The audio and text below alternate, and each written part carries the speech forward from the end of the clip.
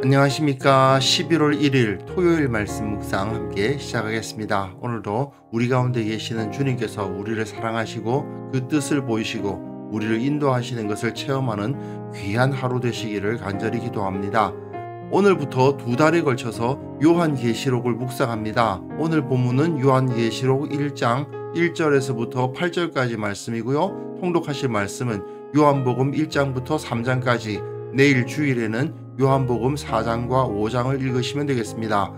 요한계시록만큼 많은 오해를 받는 성경도 없고, 또 이 요한계시록을 가지고 각종 사이비 이단들도 많이 나타나고 그러고 있습니다만은 우리가 요한계시록이라는 이 책을 두려워할 필요는 없습니다.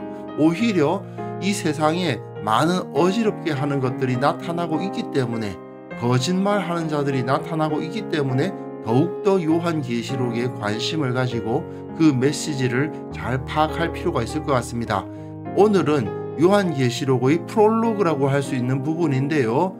결국 요한계시록이 어떤 책이고 어떤 메시지를 담고 있는가를 보여주는 부분입니다. 이 부분을 통해서 혹시 우리들 가운데 있을 수 있는 오해나 선입견이 사라지는 그러한 시간이 되었으면 좋겠습니다.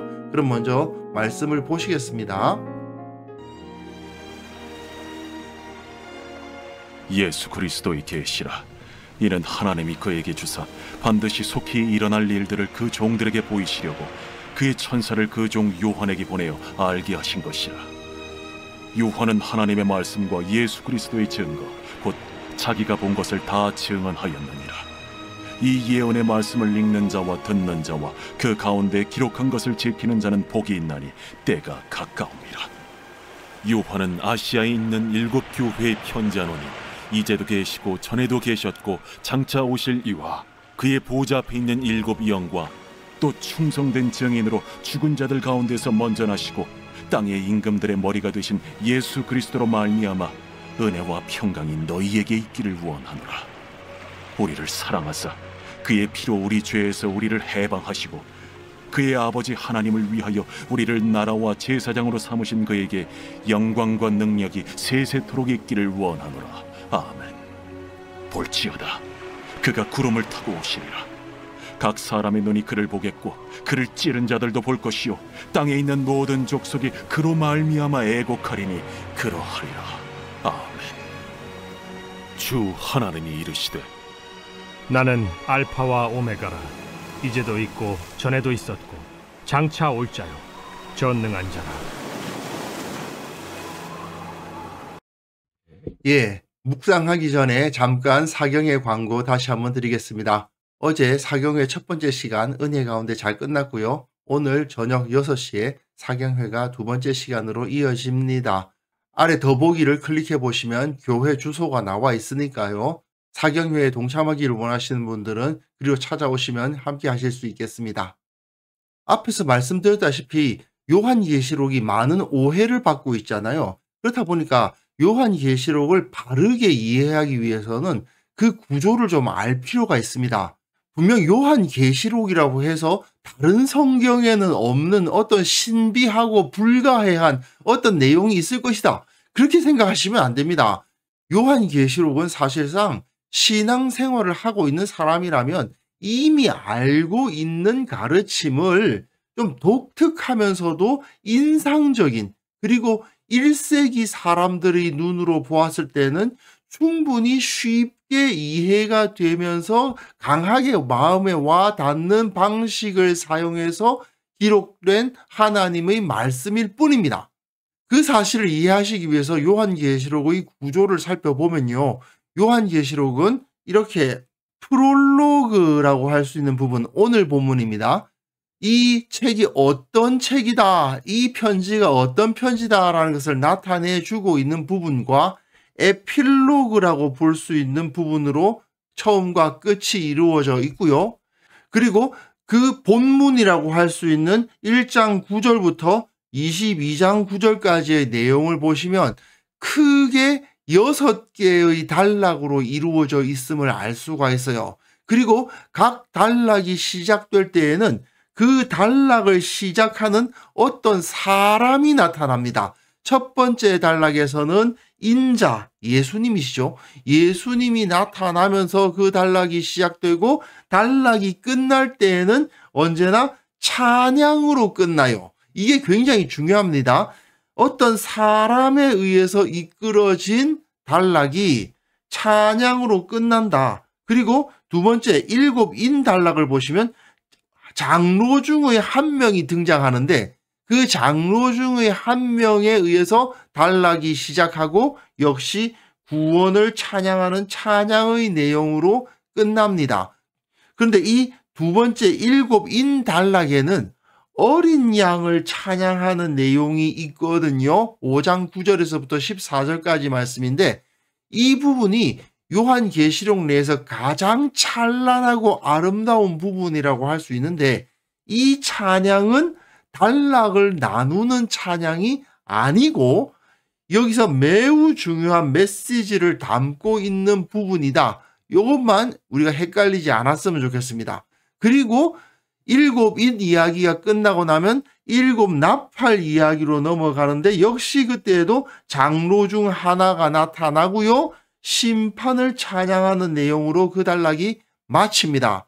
그리고는 이 시다시라고 표현될 수 있는 11장 19절부터 15장 4절까지의 내용은 이 사람이 나타나지 않아요. 하늘 성전이 열리는 이적이 눈에 보이고 심판 찬양이 나타나는데 사실은 이 시다시에 해당되는 이 단락이 요한계시록의 메시지를 담고 있는 클라이막스라고 할 수 있겠습니다.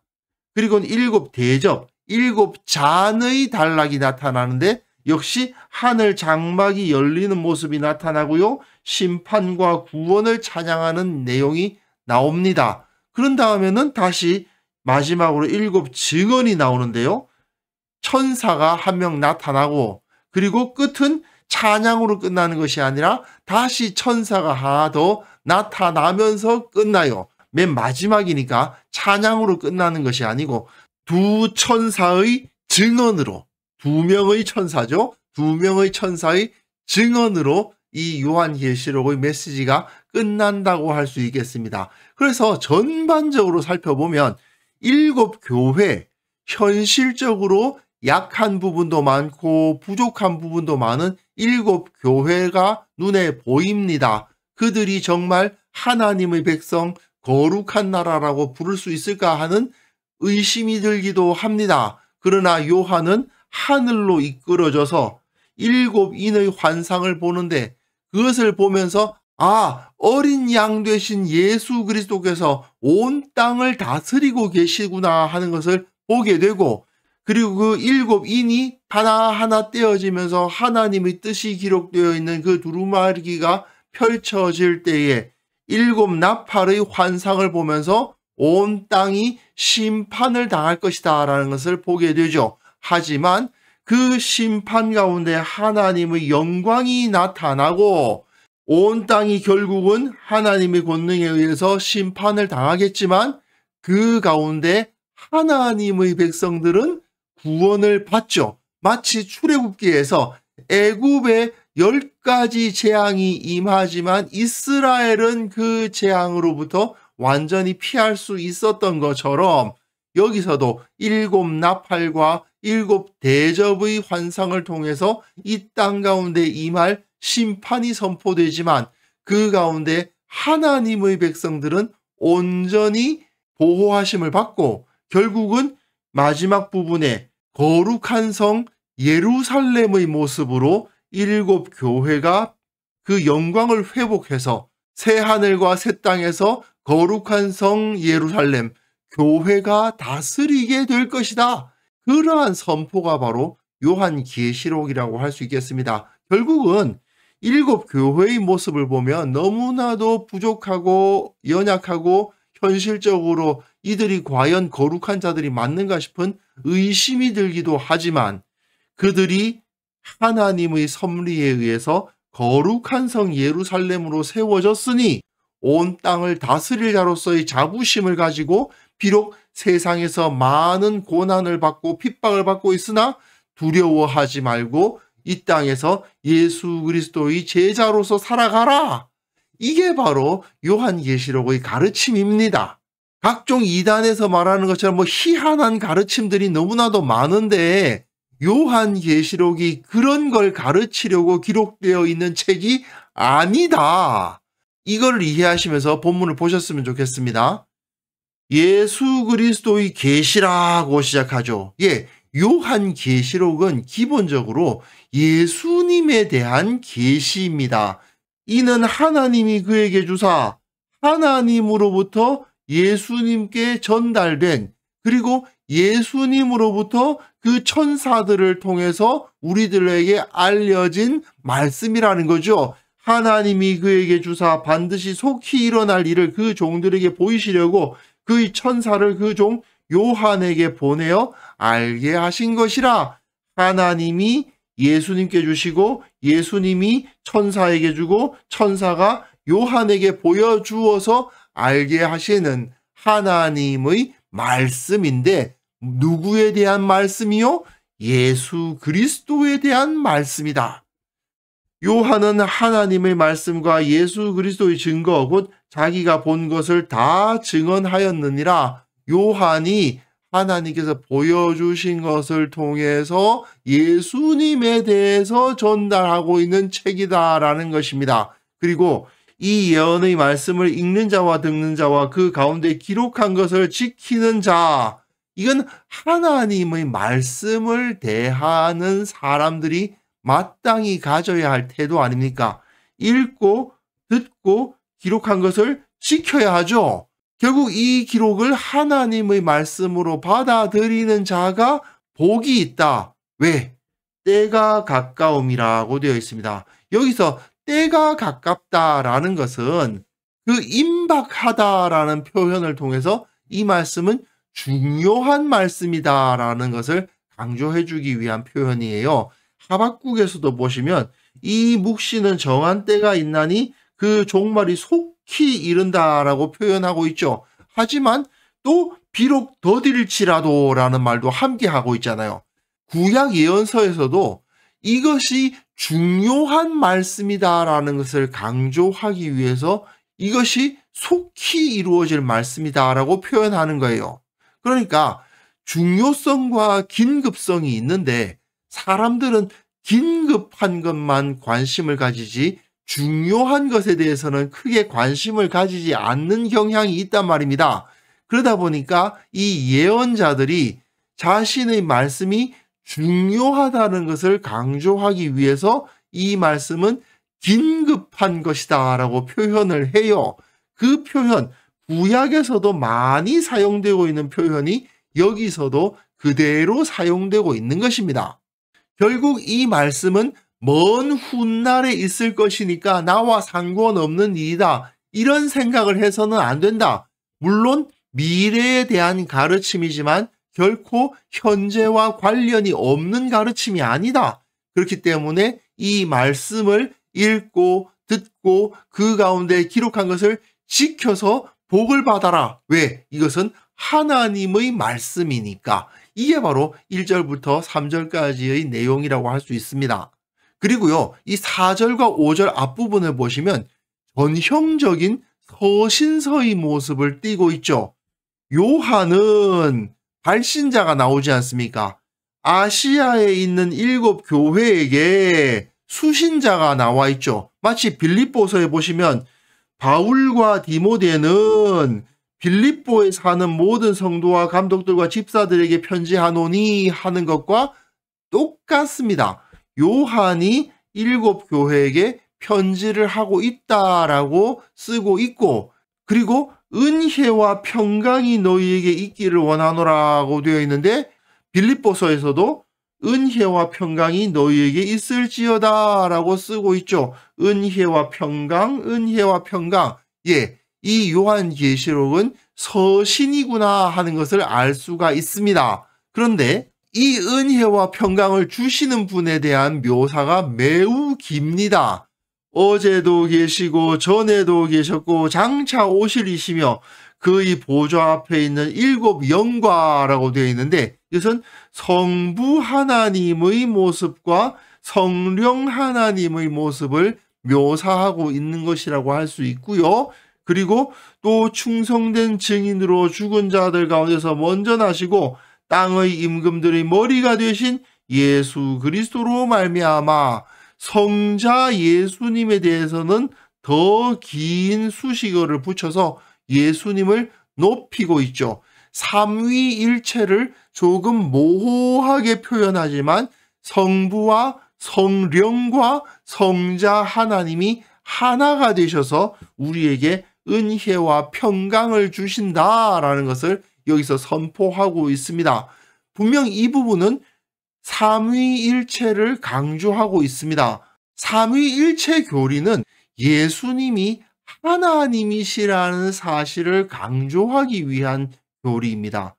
요한계시록을 기록한 요한은 유대인이죠. 그리고 나중에 계속 요한계시록을 묵상하면서 나타나겠습니다만은 요한계시록은 유대인 중심적인 메시지를 담고 있습니다. 바울 서신은 이방인들이 중심이잖아요. 하지만 요한복음이나 요한서신이나 요한계시록을 보시면 다 유대인들이 일단 중심이에요. 유대인들을 대상으로 하고 있단 말이에요. 그러다 보니까 유대교적인 특성도 많이 나타납니다. 그러나 그럼에도 불구하고 유대인들이 가장 받아들이기 힘들었던 교리, 예수님은 하나님이시다라는 그 선포가 여기서 온전하게 드러나고 있는 것입니다. 예수님은 참된 하나님으로서 우리 가운데 오사 우리를 위해서 그 피를 흘려주셔서 우리를 구원하셨다라고 선언하는 것이죠. 그래서 다시 한번 예수님을 찬양하고 있는데요. 우리를 사랑하사 그의 피로 우리 죄에서 우리를 해방하시고 그의 아버지 하나님을 위하여 우리를 나라와 제사장으로 삼으신 그에게 영광과 능력이 세세토록 있기를 원하노라. 아멘. 그렇게 기록하고 있는데 나라와 제사장이라는 이 표현을 통해서 잘 나타나 있습니다만은 하나님께서 출애굽기에서 이스라엘을 애굽에서 해방하셨죠. 이스라엘을 사랑하셔서 그 능력으로 애굽에서 이스라엘을 해방하셨던 하나님처럼 예수님은 우리를 사랑하셔서 그 피로 우리를 죄에서 해방하셨고 우리를 나라와 제사장으로 삼으셨다.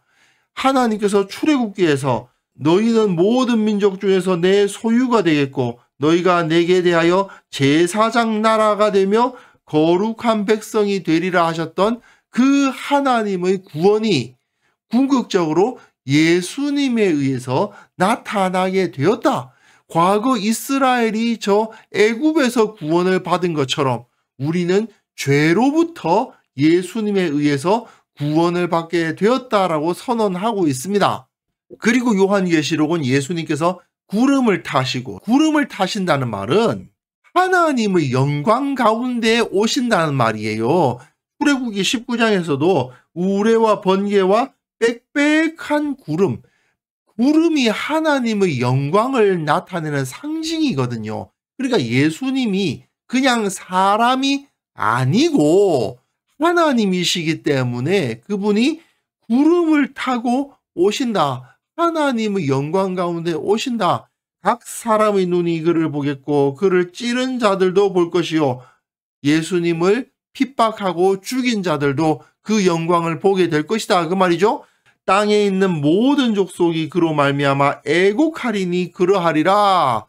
하나님의 영광이 임하니까 이스라엘 백성이 다 떨고, 여기에 제가 다 써놓진 않았습니다만은 모세 앞에 나와서 우리가 죽게 됐다고, 우리 어떡하냐고 막 두려워 벌벌 떨며 울었던 그 이스라엘의 모습이 나타날 것이다. 모든 족속이 그때 하나님의 영광 앞에 섰던 이스라엘처럼 벌벌 떨며 애곡하는 일이 일어날 것이다. 바로 예수님이 하나님이시기 때문에, 예수님이 하나님의 권능으로 우리 가운데 오셨기 때문에 그렇다라는 거죠. 그러면서 주 하나님이 이르시되 나는 알파와 오메가라. 이제도 있고 전에도 있었고 장차 올 자요 전능한 자라 하시더라. 이 말씀이 선포되고 있는데, 이거는 예수님이 하나님으로 임재하셨다고 해서 알파와 오메가, 천지의 창조주이시며 또한 온 우주의 역사를 마무리하실 그 하나님이 안 계시다는 말이 아니죠. 전에도 있었고 장차 올 자요 전능한 자, 과거와 미래에 존재하시는 전능자 하나님께서 우리에게 예수 그리스도를 보내셔서 우리를 구원하셨다라는 것을 여기서 선언하고 있습니다. 오늘 본문은 요한계시록의 프롤로그인데 결국 예수님을 선포하는 예언적 서신이다 하는 것을 알 수 있게 하는 거죠. 요한계시록의 모든 주제는 예수님께 맞춰져 있습니다.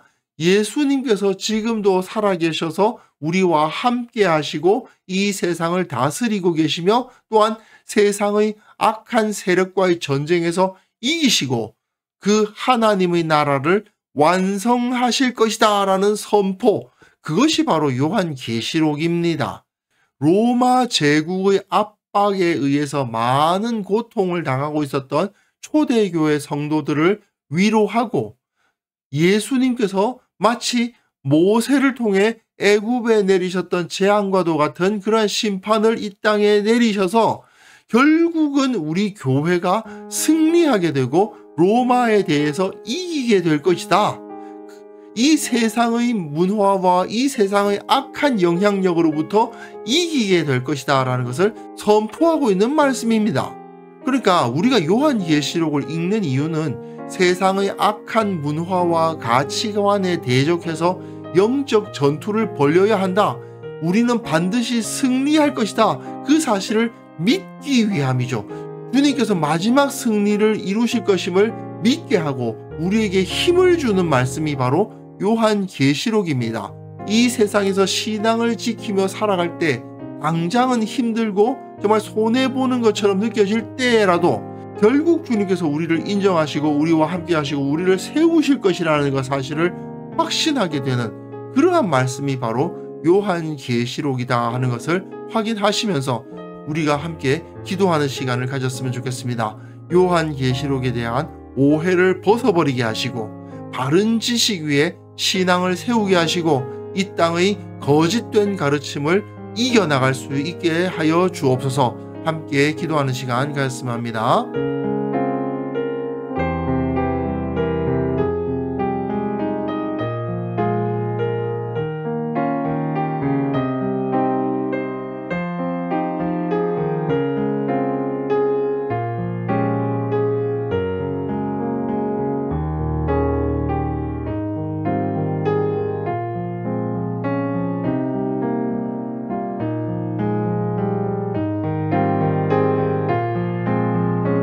하나님 아버지, 이 땅에 이 요한계시록을 거짓되이 가르쳐서 주님으로부터 떠나고 진리로부터 떠난 자들이 있음을 보며 우리가 탄식합니다. 주님, 이 땅에 있는 모든 교회들이 요한계시록에 대한 오해를 벗어버리고 바른 지식 위에 설 수 있도록 도와주시고 우리가 이 땅의 거짓된 가르침에 현혹되지 않도록 도와주옵소서. 주님께서 온 땅을 다스리고 계시고 지금도 역사를 주관하고 계신다는 사실을 요한계시록을 통해서 확신할 수 있도록 도와주시고 세상의 공격에 흔들리지 않는 믿음의 사람들이 다 될 수 있도록 도와주옵소서. 주님, 특별히 내일은 주님 앞에 거룩한 예배로 드리기를 원합니다. 우리의 예배 가운데 임재하여 주시고 주님께서 살아계시고 은혜를 지금도 내려주고 계신다는 사실을 체험하는 귀한 시간이 될 수 있도록 주께서 은혜를 베풀어 주옵소서. 오늘 하루 살아가는 그 모든 삶 가운데에서 주님을 만나게 하여 주시고 주님께서 다스리신다는 사실을 확신하게 하여 주시고 이 세상의 주인이신 주님을 바라보며 기뻐하며 감사하며 주님을 높이며 살아가는 귀한 하루 보낼 수 있도록 주께서 은혜 위에 은혜를 부어 주옵소서. 감사드리옵고 예수님의 이름으로 기도합니다. 아멘.